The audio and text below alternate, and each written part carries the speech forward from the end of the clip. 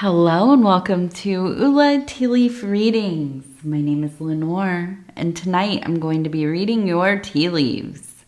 This is a horoscope for Capricorn. If Capricorn is your solar, lunar, ascendant / rising sign, then this is a message for you. All right, let's get started. And so Capricorn, our card tonight is the universe. So it really feels like everything is coming together. There is a rebirth happening.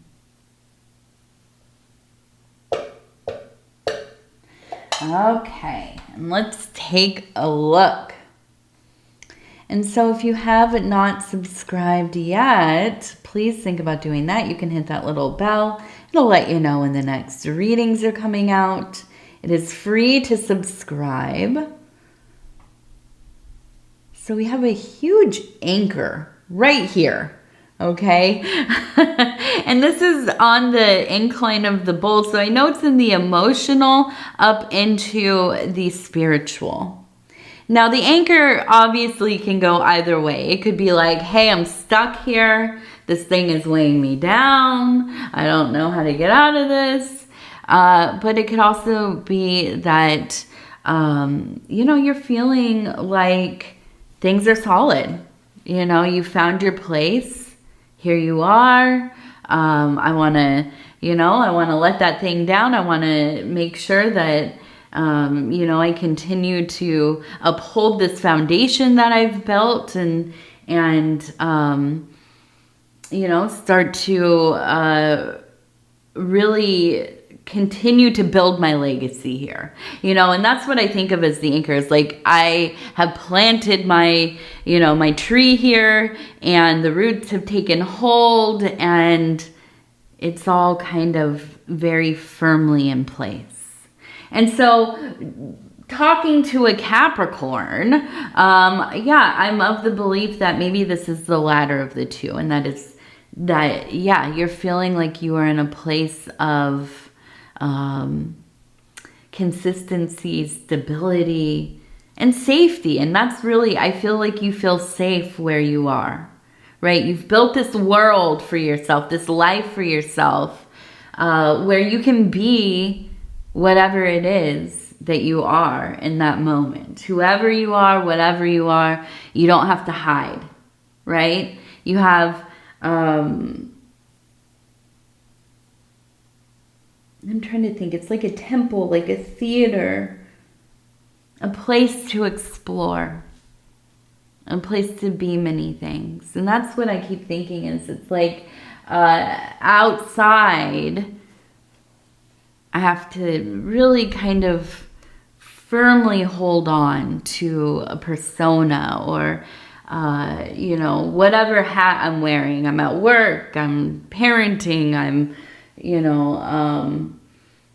social, I'm with my family, whatever it is. We wear different hats, right? And sometimes, we have kind of fairly distinct personas. Who you are, on a Sunday morning with your family might not be who you are, on a Monday afternoon at work when you're slammed and everything is chaotic and people are not in a good mood, and you maybe are kind of you're in two different modes there. Okay. So, I do feel that having this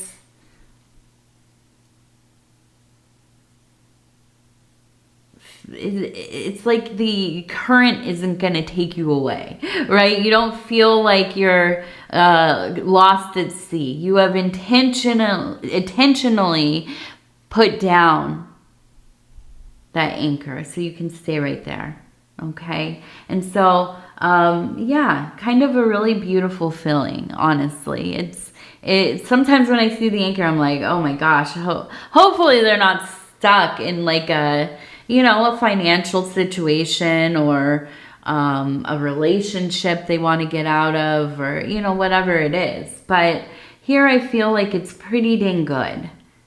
Pretty good. Now, we have a person standing here. You can see the head is up here. They look like they maybe have a mask on. It looks like maybe 2 ears. Here's the body. Here is where the legs are. Now, hand out holding what I immediately thought was kind of the wand, the Ace of Wands. With the flames and everything else. That's why it's not like just a stick, right? It is a flame. And this is a indicator to me that you are moving into a place of being really passionately involved. Now, it might be that this is a relationship, but I don't think so. The first thing that really comes to mind is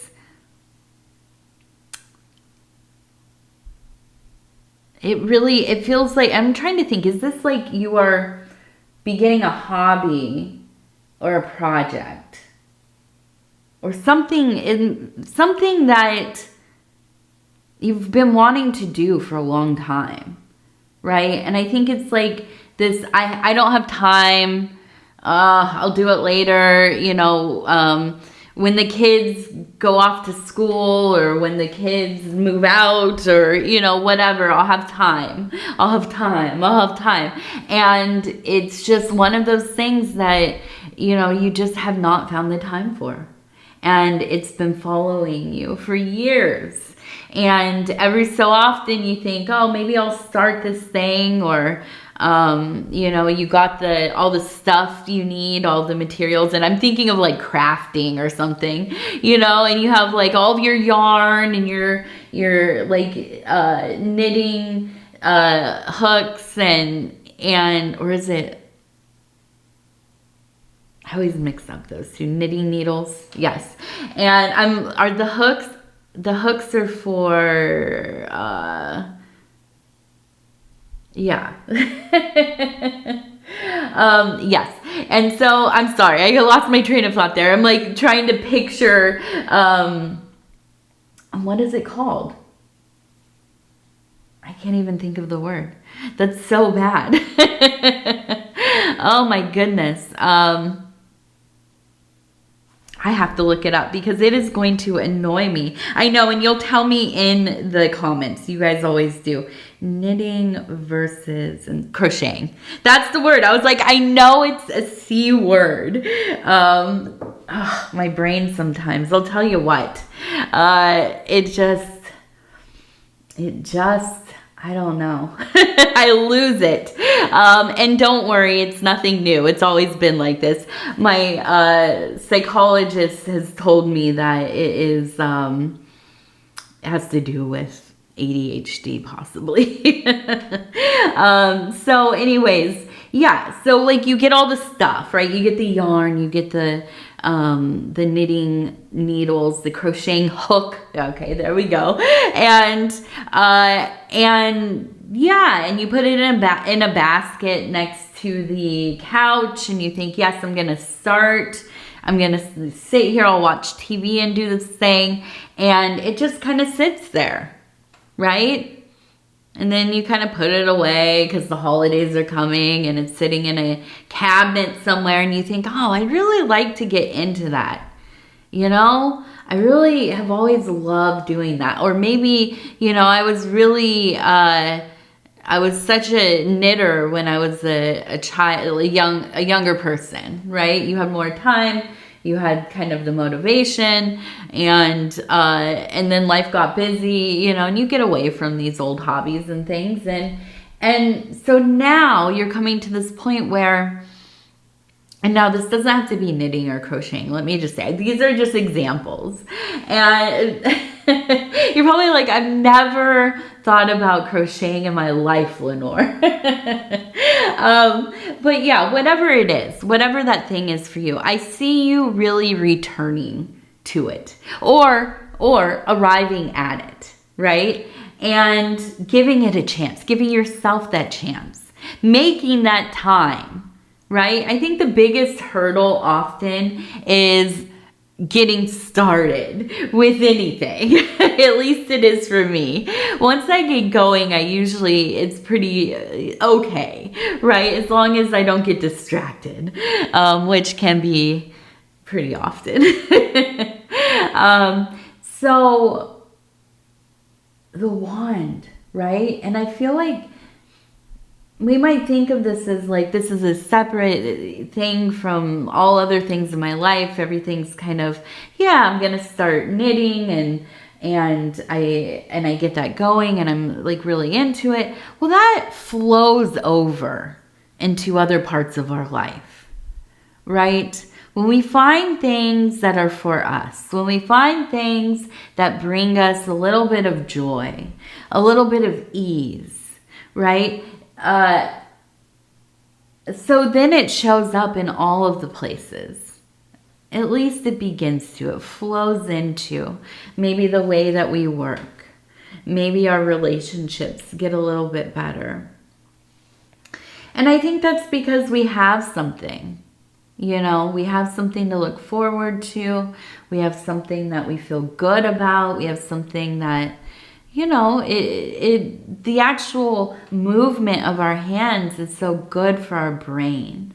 I know, and I think it must be knitting and crocheting, I imagine. But I remember reading that when you have a traumatic brain injury, that they have people do things that are repetitive, like knitting. Because it helps the brain heal itself. It helps you continue to heal those, the neural pathways, right? And I don't know how. I have no idea. I couldn't tell you. I'm not I'm not very learned in these things, but I did read about that. And so, you know, this might be, well, and the other thing is trauma. I know. Doing things that are repetitive. It almost falls into stimming to some degree. But when you have a traumatic event, right? And it doesn't have to be like an acute thing. It could be ongoing, like CPTSD. Also these repetitive movements, really important. So it does really, it doesn't just exist in this one place where we're doing this thing and that's where it starts and ends. It does. It absolutely affects every part of our life. And so I think finding something that makes you feel good, or at least, you know, it doesn't have to be like, oh, I'm like, you know, absolutely become like the yarn person or the knit person. You know, everything about my life is knitting, although that would be pretty awesome. It is something beneficial, whatever it is, whatever your passion is, you know, and we're lucky, you know, if you can find something for yourself, you are lucky. There are a lot of people, and this always amazes me, a lot of people who don't have hobbies, not really that interested in anything. I never, well, because I'm just a busy person. And, you know, whatever, I'm a little high strung sometimes. And I'm always looking for something to be working on or whatever. I don't know. It's just the way that I am. And so it's outside of my experience. But yeah, there are people, they just don't find their thing. And so to be able to do that, I think is really such a privilege. Okay, so we have the number 37. And also we have a man with a beard here. You can see the eye, the nose. Here is the beard, the rest of the head. We have a dog. I must feel like this is somebody like a grandfather, an uncle, somebody in the neighborhood possibly. Maybe when you were younger.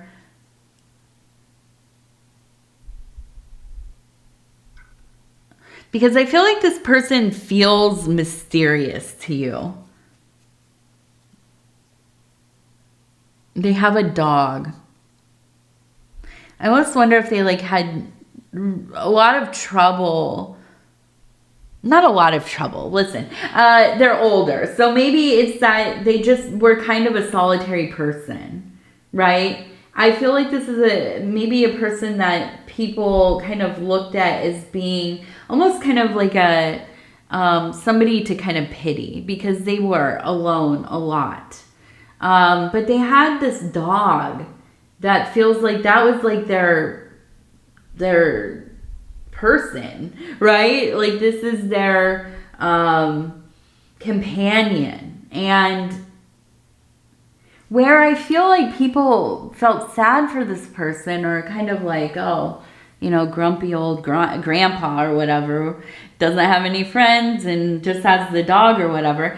I feel like for you, and I wonder that you were young. It seems like maybe you were young, but you came to this realization that like grandpa's kind of living the dream. Like this is a person that likes to be solitary, but has found a companion and just kind of does their own thing, right? They live in their own little reality. And I think that as a Capricorn, this might even be a Capricorn person too. But as a Capricorn, I feel like you kind of understand that type of lifestyle. And now maybe it's not the grumpiness, but there is this sense of having enough room for yourself, right? Wanting to be able to live in your own little world quite often. Now, going out into the world and working, or, you know, being amongst family at times, all of that is well and good. And I think that you do that so well. But I think that having your own place, you know, in the world, your own way of doing things, your life is set up to your needs, your routines. And I feel like this person, this grandfather, this uncle, whoever it was, really had been so influential in not kind of straying away from your own nature, right? Where I think so often we choose against what we know might be best for us, even if our chosen lifestyle might be kind of unconventional, being the hermit, right? But I think that when you have somebody in your life, especially when you're young, and you see them living their authentic, will, right? Their true will, and aligning their life in such a way that is beneficial to their ultimate work. Yeah, it gives us a little bit of courage, I think, to find that for ourselves, whatever that looks like, And so, I think this was an important connection, this person. And I don't know that they are still manifest in their corporeal body, but I do think that you carry a part of them with you. Absolutely. All right, we're going to do 3 cards from our Oracle of the Radiant Sun, and I just kind of want to see how things are going to be going this next little bit of time, okay? So I'm going to flip and just kind of stop where it feels right, and I'm going to Independence. Yeah, absolutely. Independence, that's exactly the vibe. Decision and drama. Oh, avoiding the drama. Yeah, I feel like at all costs, right?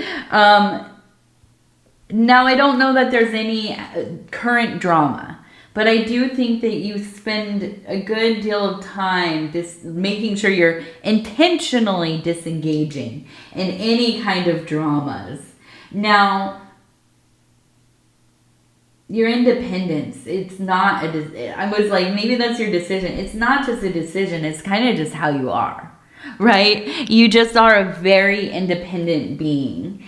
And I think that when there's a lot of noise in your life, when there's a lot of stuff kind of floating around in the air, it just almost feels kind of crippling.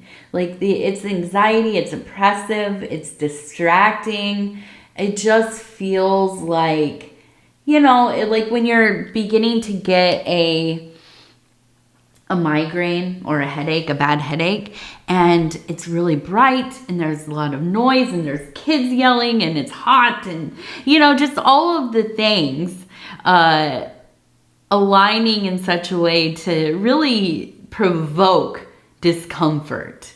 And it's hard to see anything clearly. It's hard to make good decisions, or at least informed decisions, right? And so I feel that you know this about yourself, and I feel that you really honor the way that you know that you need to live, right? You're not going to cram yourself into a life that you feel constantly uncomfortable in. And so that tells me there's, just a lot of, being an independent person, an individual, but also quite courageous. And it is. You might think, well, that's ridiculous. We all have to live a life somehow, right? And usually it's easier to pick a life that really suits you, or at least, causes some ease, right? But no, a lot of people, they don't. They choose against themselves. They choose lives, they choose partners, they choose careers, they choose, even places to live that absolutely create disharmony, an aggravation, a discomfort. And they just stay in it. They just stay in it for one reason or another. And really, we've all done this at some point or another, right? We've all taken the job we know we shouldn't have. We've all kind of dated somebody that, probably, obviously this wasn't going to work out, but we did it anyways, right? But I think that you are at a point in your life where you're going to do what you know is going to be beneficial. And I think that is a courageous thing. Okay, let's see. So we have the letters C and S. CS.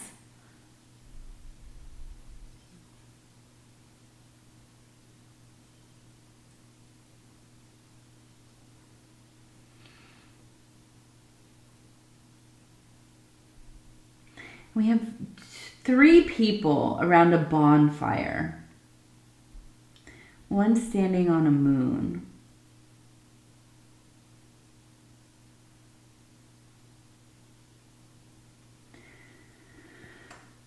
So I feel like you have a visitor at night. Maybe through your dreams. Maybe this is something you're sensing in your home. An apparition of some kind. But I don't think that this is malevolent, not at all. I actually think that this is the bringer of inspiration. The alchemist had something called the night visitor, which was akin to the muse, right? And kind of, if you could imagine, like sitting at a desk late at night with a little candle.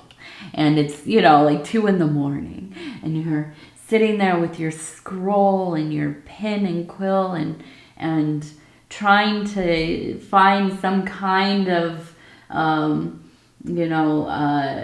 clarity or some kind of inspiration to have the words to put down, to find a way to document your experience in a coherently or whatever. And this little wind comes in and the candle is blowing and you can feel behind you. Now you dare not look, right? Because if you look, it will go. It'll be gone. But you can feel it, and almost in the peripheral you can see it, right? And it stands beside you at your back, and it talks to you. It whispers to you the words to put on the page. This disembodied voice.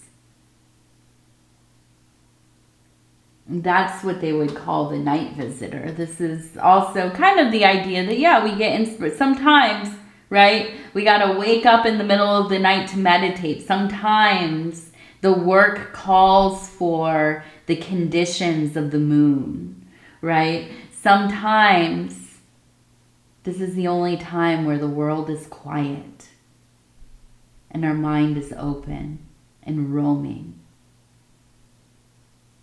And so I see that you've had some inspirations at night. You've had some, I think, encounters, probably some signs, messaging coming through. And it lends itself to that passion that you are seeking. Now we have the bonfire, so it is the fire. And we have the two people, and it is the union. And so, yes, I do. I feel like there is a rising love here. And the love is within the work. It is within the work. So that is where I think your gaze is cast. Upon the spiritual work, upon your creative work.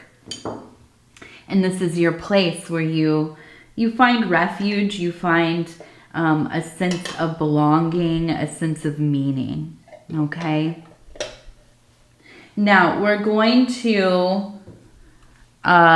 do our gratitude affirmation cards. And I'm going to go ahead and just flip through here. I'm going to stop where it feels right. And it says, Song of Freedom.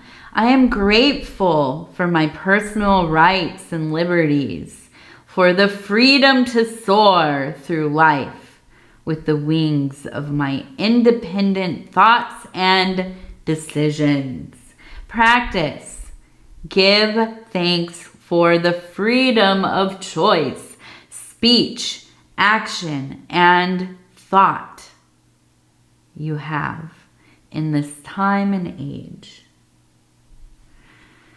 Yeah, it's easy to forget. It's easy to forget how privileged we really are, that collectively, for the most part, right, we have a lot of latitude to express ourselves. And yeah, you know, even within my own lifetime, and definitely within the lifetime of those who are a bit older than me, yeah, there was a lot more censorship. There's a lot more, you know, having to kind of keep things very private. And thankfully, a lot of that has changed, you know, but that doesn't mean it stays the same. So we have to be vigilant, right? We have to continue to strive to keep an open, an open world, a place for discourse and expression and you know, in some ways pushing boundaries.